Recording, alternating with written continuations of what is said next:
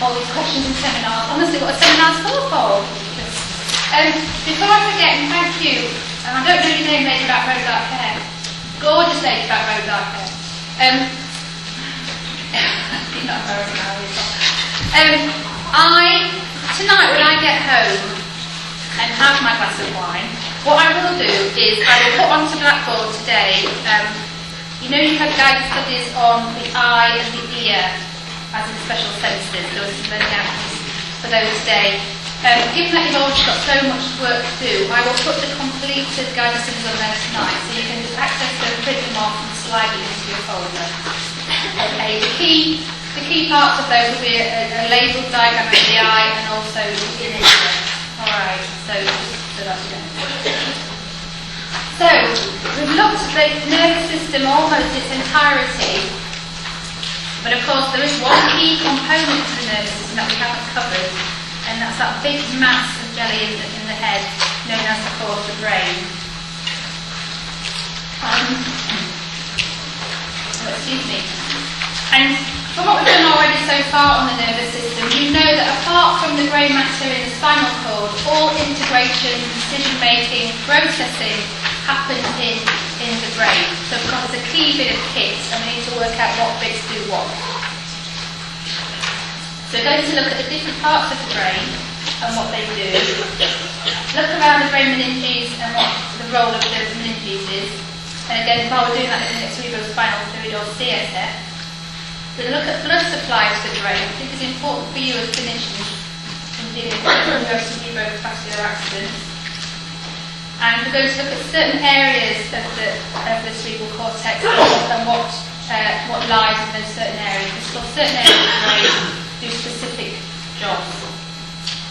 So we'll crack on, and the first one to look at, of course, out of all that lot, is to look at the parts of the brain and outline the function.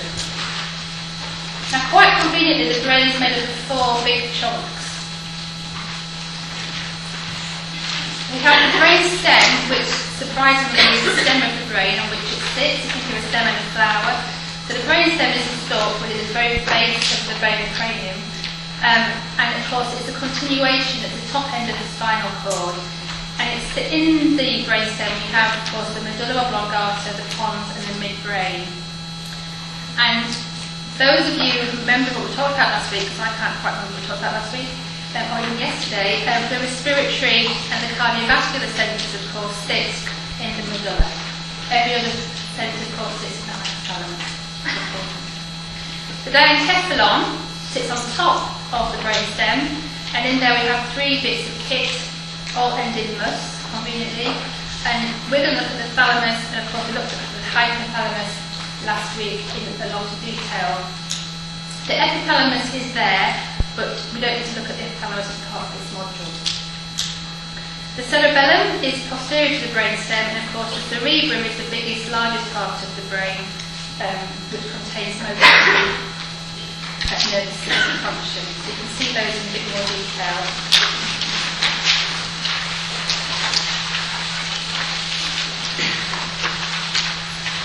And in cross-section, of course, we can look at that again. So we have the brainstem with the pons and the medulla and the midbrain.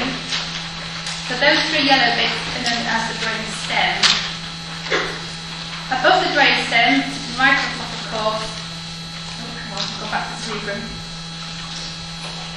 Sitting on top of the brainstem, we have the diencephalon, and inside the diencephalon, as you can see now, we have the hypothalamus, of course, and the thalamus. So those 3, hypothalamus, thalamus, and all sit in the diencephalon, and then we have the cerebellum, which is a little bit at the back, and the cerebrum, of course, which is the top part of the brain, the largest mass of brain tissue. Bearing in mind that the hypothalamus, pituitary and thalamus all have endocrine function, which takes us back to last week. So another link as to how these 2 systems are linked together. So if we start at the beginning and look at the brainstem first of all.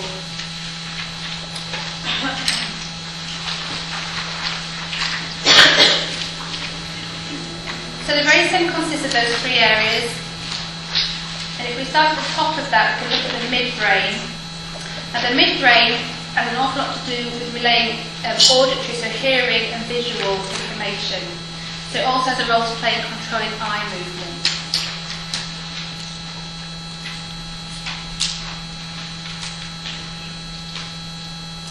So the pons, which is the middle bit of the brain stem, is also the little bit in the bridge between the two, the spinal cord and the midbrain. And it has a lot of relay stations to do with incoming and outgoing impulses, which actually, if you think about it, makes sense. We've looked at this morning how the spinal cord works, taking information up to the brain and also bringing information down. So of course, the brain stem is an integral part of all of that.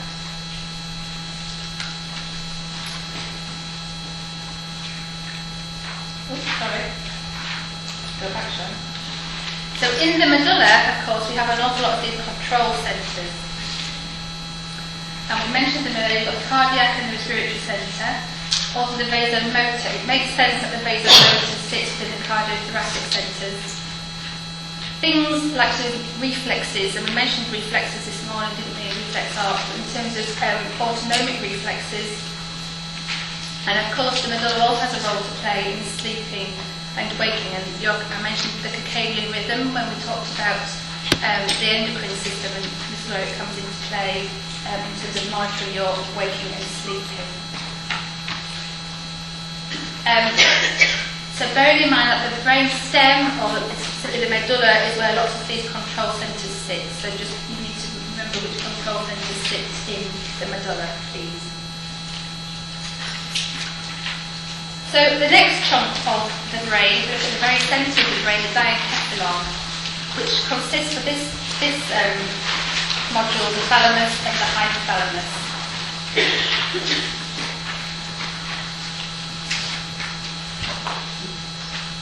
And we talked about the autonomic nervous system this morning, and a big regulatory centre of the autonomic nervous system, of course, the thalamus. And we talked about the hypothalamus to the nth degree last week, didn't we? Oh, you missed that, love, didn't you? It's a shame. Shame, but you gutted. So the hypothalamus, of course, is the big control centre, as we said before, and controls one of the major regulators of homeostasis, and all that information that your sensory afferent neurons take up to the brainstem and up to the brain is processed to do with the hypothalamus. Inside the diencephalon, of course, is also the epithalamus, but I put this in, but we don't actually talk about the epithalamus as part of the module, so I've put that in case you come across it. I never mentioned the epithalamus. Okay, so moving on to the cerebellum. Now the top of the cerebellum is the bit at the back of the brain, and like the cerebrum, it has two hemispheres, or two halves. Now, the main function of the cerebellum is to coordinate your body's movements and to a degree balance. So it's about fine-tuning your movements. So to do with posture and balance, all those control centres sit in the cerebellum. For example, somebody who has ataxia, which is a disruption of muscle coordination, could be due to the damage to the cerebellum, damage to the neurons of the cerebellum. So your fine-tuning of your movements and how you fine-tune your body's movements are all to do with the control centres sit in the cerebellum.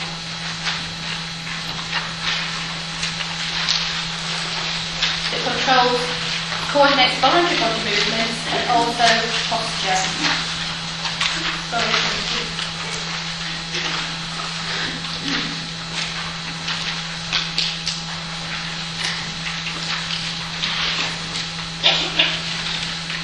Now we're going to talk about the cerebrum in a little while, so I'm going to slightly sort of go off on angle a little bit, just to mention the corpus callosum. Now in terms of the cerebrum, it's the corpus callosum that actually connects the two halves of the major part of the brain.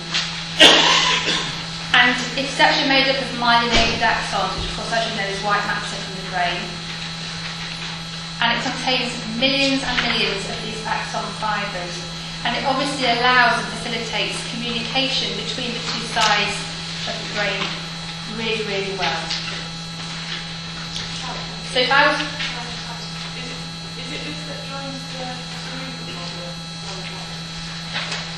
cerebrum?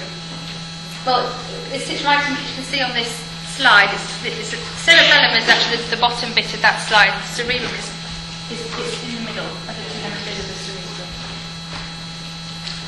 And it's important because, of course, it allows communication between both those hemispheres of the cerebrum.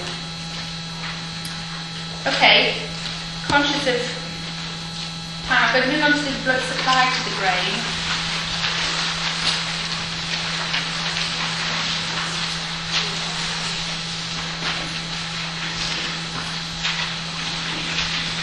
Now, obviously, it will come as no shock to anybody that the brain is an extremely vascular organ. Obviously, your brain demands a high level of oxygen in order to work properly. So we have nice big chunky monkey arteries, of course, the carotids, branching off the brachioelectronic aorta. Really fresh red stuff comes straight from the heart, straight from the brain.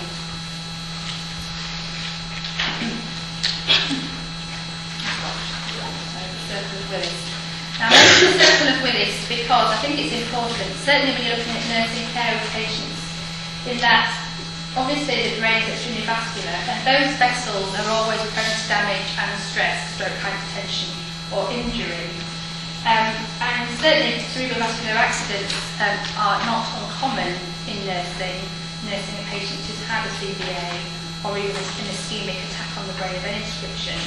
And what the circle of Willis tries to do, of course, is to compensate. So if you had somebody who had a narrowing or a blockage on one side of that circle, the whole point of the circle of Willis is, of course, to join all those vessels together in order to bypass any potential blockage, which again I think is extremely clever bit of kit in terms of trying to maintain blood supply to the brain. Although the brain is only 2% of the body weight, it consumes more than 20% of your oxygen and glucose at rest. So although it's only a tiny part of your body weight, really, it takes a fifth of all your circulatory oxygen and your circulatory glucose. And it's extremely greedy, a bit like the kidney in that respect, in that it demands really that amount of oxygen and glucose. And even a small change in that amount of oxygen or glucose can cause a loss of consciousness. And this is why people who suffer hypoglycemia or a low blood sugar, one of the symptoms of hypoglycemia is loss of consciousness. So anything that prevents oxygen or glucose getting to your brain cells can manifest itself extremely quickly. Now, the blood-brain barrier crosses a very tight junction, really, of astrocytes, certain nerve cells. And what they try to do is to maintain some permeability of the junction between the brain capillaries, to keep certain things out, but also allow certain things in. So it's to protect the brain cells from harmful stuff and pathogens, certain drugs and certain toxins, but also to allow the good stuff, the oxygen and the glucose through and to supply the brain.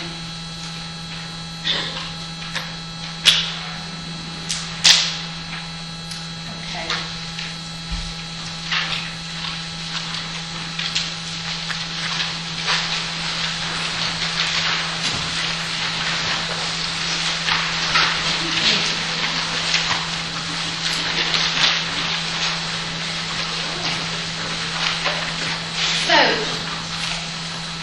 How do we protect our brain? It's a very important bit of the nervous system. It controls all we do. It needs protecting, of course. Well, the obvious first protection for your brain is your skull, a nice bony layer of protection, protect it from trauma. The other layer of protection, of course, comes from three membranous layers known as the meninges. And there are three layers to these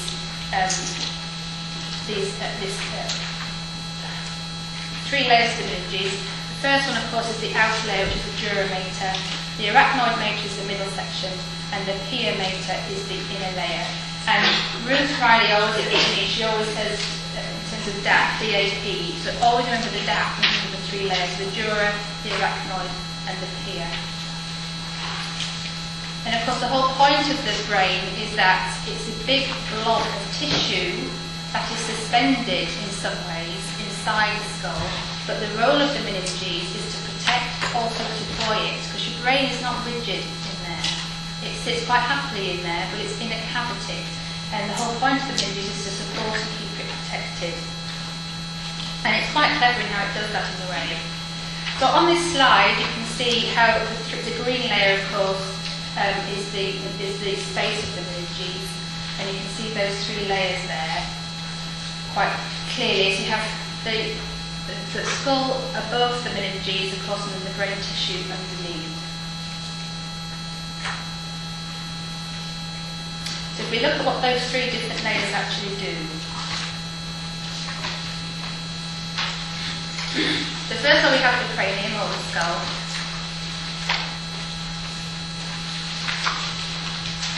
So we have the three layers of the meninges, outer to inner.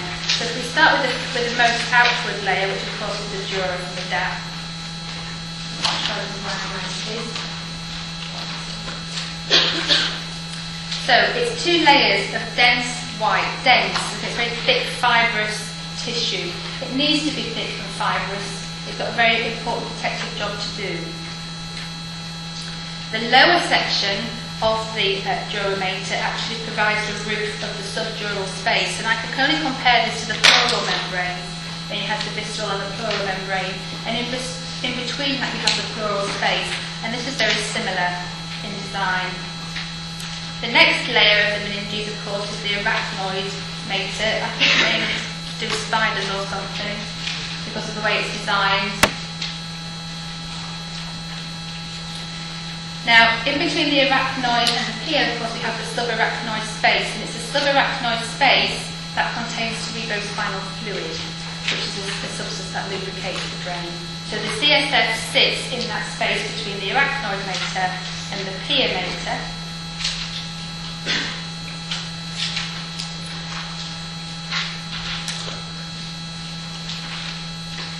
So, the cerebrospinal fluid sits in the subarachnoid space, which is almost kind of an artificial space in some ways, but it contains this fluid. A little bit like the subdural space, which is an artificial space created by where the arachnoid and the dura actually separate. So if someone has a trauma to the head, you can cause a subdural space to occur, but in reality those spaces aren't there. It's an artificial space until somebody was to damage or cause trauma to the dura mater. And that would cause, of course, absence of CSF. So you can see there those three layers, protected by the cranium. The dura mater is extremely dense. It's made of really thick, fibrous tissue, which it needs to be. The lower layer of the dura provides the roof of the subdural space, sub and dural, underneath the dura, and the space between the arachnoid and the pia layers is where the cerebrospinal fluid sits, so that's called the subarachnoid space. So we're going to look now at cerebrospinal fluid and what that does. Again, we're still talking about protection here. So we've had the skull, we've got the meninges, and we also have CSF as another layer of protection for the brain. And I think, you can understand such an important kit needs an awful lot of protection. So CSF, or cerebrospinal fluid, actually bathes and buoys the brain. It contains lots of electrolytes. I think slats should read salts. My second point. So it contains water, slats. Nice. So it's a buoy. It's a little bit like the what's that fluid that's around the surfactant around the lungs that sort of bathes and buoys the lung tissue. And in a similar way, the CSF does that in the brain. We have between about 80 and 150 mils of CSF in a grown adult, which actually isn't an awful lot. If you think about the surface area it's got to cover, and it goes all the way down to the coccyx and back. So it flows continually through a series of chambers known as the ventricular system. And it's actually made of the choroid plexus in the middle of the brain. So CSF is important and it contributes to homeostasis and 3 separate ways. Of course, it's a mechanical protection as well. So it's, as I said, it buoys the brain. It's also a shock absorber. If you have fluid between 2 membranes, it's going to create almost a little bit of a shock absorber going on, and that's exactly what CSF does. So actually, although the brain is supported on the brain stem, which then is synonymous with the spinal cord, it's actually the CSF that almost holds the brain in position and it keeps it where it is. CSF also provides chemical protection, and we're talking about here about homeostasis because, of course, CSF provides, due to its slats or salts and its minerals in there, the optimal chemical environment for neuron signalling. So last week we talked about how neurons signal and they fire off an electrical charge, and it's the flow of sodium and potassium in and out of that cell that pushes the electrical charge down the axon. And this is what the CSF actually sort of interprets. So it creates the perfect environment for that to happen. It is true to say, though, that even slight changes in the chemical composition of the cerebrospinal fluid can cause a massive problem in neuron signalling. So if you've got somebody in front of you who is exhibiting any nervous system behaviours, it could well be to do with the fact that there's some chemical imbalance going on there, and so those neuron cells aren't kicking off as they should.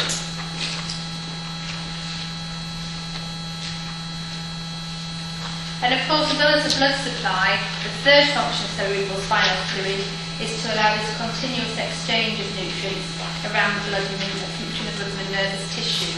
So a little bit like in the body we have the blood supply and we have the lymph system, the brain has the blood supply but also cerebrospinal fluid. Okay, very lovely.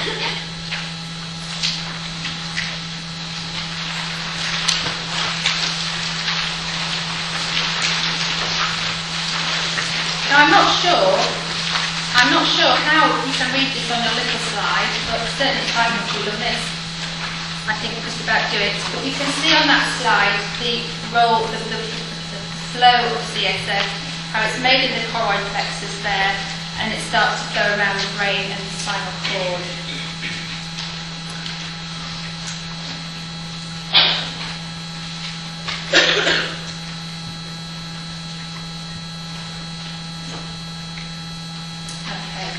So that's just an example to show you how the cerebrospinal fluid actually sits in that space, and that's the right noise space, and bathes the brain. And you can see how it holds it quite well in that slide actually, on top of the spinal cord. Okay. So in terms of what I need you to understand about cerebrospinal fluid, the key slide really is this one. So it's those 3 functions of CSF and what it does. We've got mechanical protection, chemical protection, and of course circulatory. It's an add-on circulatory system that goes with blood supply to the brain.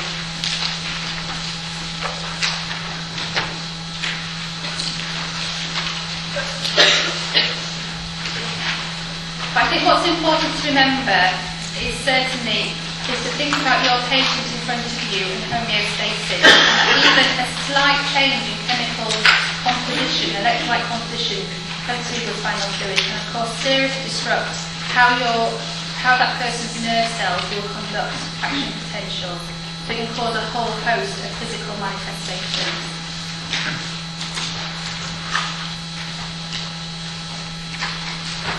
Okay. So the largest part of the brain here is the cerebrum. And when we're talking about each section of the cerebrum, I want you to think about patients and the nursing implications if there was to be a disorder in each part of that cerebrum. Do you say cerebrum or cerebrum, Paul? Cerebrum. Cerebrum. See, everyone says things differently, I'm just thinking. Okay. So, you can see on this slide that each part of the cerebral hemisphere is named after the bone that covers it. You know the bones in your head, you're sorted with labelling the hemispheres of the brain.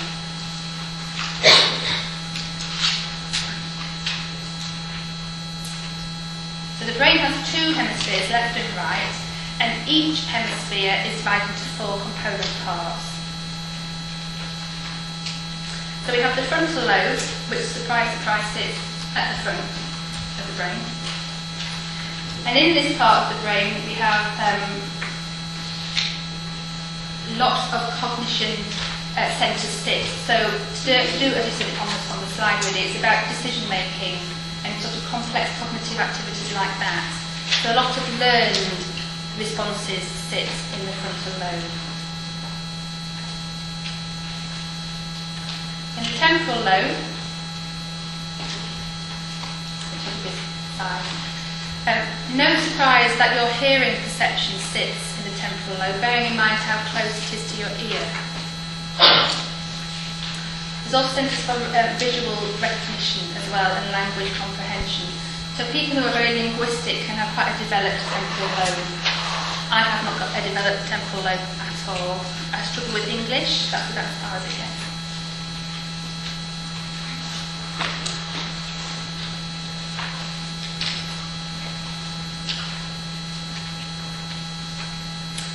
In the temporal lobe, we have something called the Wernicke's sensory speech area, which I mentioned because if someone has damage to the Wernicke's speech area, they can develop what we call incoherent speech.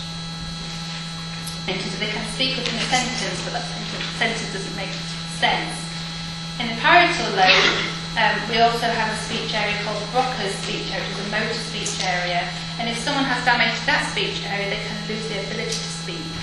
And I mention that only because I know when I'm very tired I get quite dysphasic, more than usual. And certainly when patients present to you and they're dysphasic and they're having a struggle to actually make sense to you, you've got to think back as to, if they presented with a CVA or some kind of cerebral accident, where the accident may have taken place. So if it's taken place in the Wernicke's speech area, they'll be incoherent or dysphasic. But if it's happened in the Broca's area, they may lose the power of speech altogether. The occipital lobe is where we process visual information, and it sits and you can see where it sits at the back of the brain. It sits in between these two parietal lobes, and there's links there with both visual and auditory function. In terms of functional organisation of the cortex, should you want to know what different things fit in different parts, you can see that this is also a good slide for revision in a way.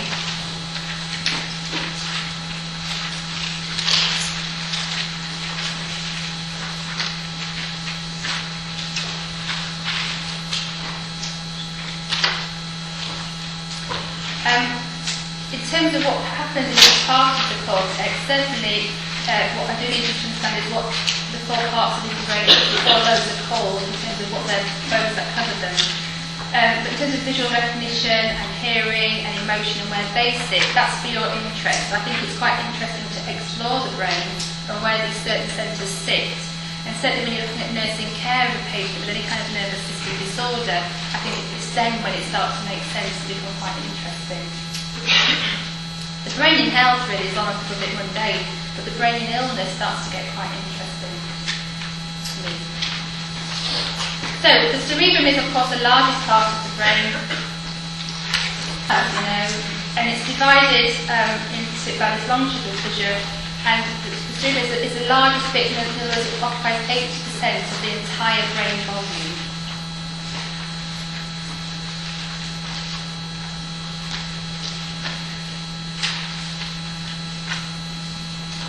So just like the kidney and just like the adrenal glands, the outer layer is the cortex, okay, and that directs the higher cognitive function. And the cortex, as you can see on the slide, is covered by these folds, which of course increase the surface area of the brain and allow this organ to function. In terms of what that does, the cortex, it's contained in the cell bodies and the dendrites of the grey matter of the nerve cells, and of course it overlies these tightly packed magnetic field that I mentioned earlier, the white matter. So as you can see on that slide, you've got the cell bodies really packed in to allow a really sort of tight junction between those myelinated neurons. We have two specialised areas in the cortex. So we have motor area, of course, and sensory area.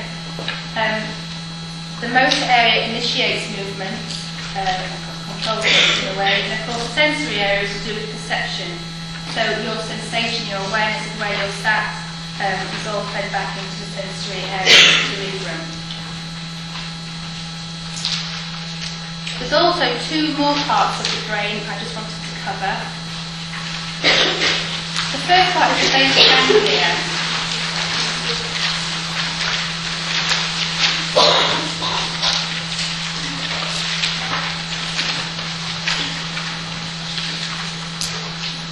So there's three masses of grey matter called the basal ganglia, and these are side by side.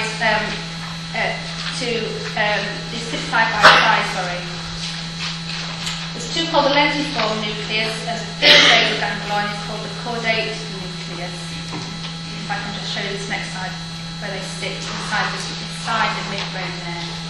And you can see they're all in the diencephalon, they're all around where the hypothalamus and thalamus are, so the big control centres. And they sit right in the middle of the brain, so they're protected by this whole mass of brain tissue as well.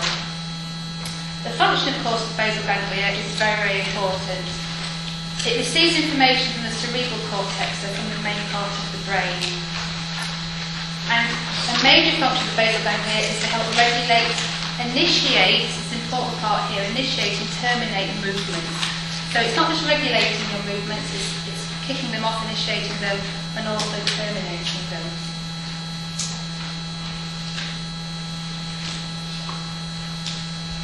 So if someone wants to if someone wants to damage their basal ganglia through trauma or injury, then of course it can lead to physical symptoms. If you think of what the basal ganglia controls, and if you injured that basal ganglia, it could lead to certain symptoms, certainly in terms of initiating and terminating finer movements. If someone wants to damage their basal ganglia, of course it could lead to uncontrollable initiating and terminating physical movements. So we have certain disorders that are linked to damage of the basal ganglia, which I'm just going to touch on, because of course the guru over here up at the front. Parkinson's would be the So OCD or obsessive compulsive disorder and chronic anxiety, schizophrenia are all thought to involve some kind of dysfunction in circuits in the basal ganglia and also the limbic system, which we're going to go on to now. So Parkinson's can also be attributed to some of the symptoms of Parkinson's in terms of muscle rigidity and the loss of the almost infinite, the intricate movements can be associated with damage to the basal ganglia. The other part of the midbrain I wanted to mention was the limbic system.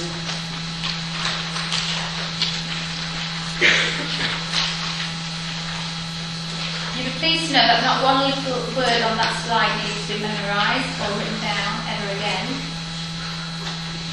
But understand where it sits. So the sagittal plane is of course the brain in cross-section, and you have the limbic system sitting right in the middle. So the basal ganglia, the hypothalamus, thalamus, and the limbic system all sit in the same space. They all occupy the same space in the brain.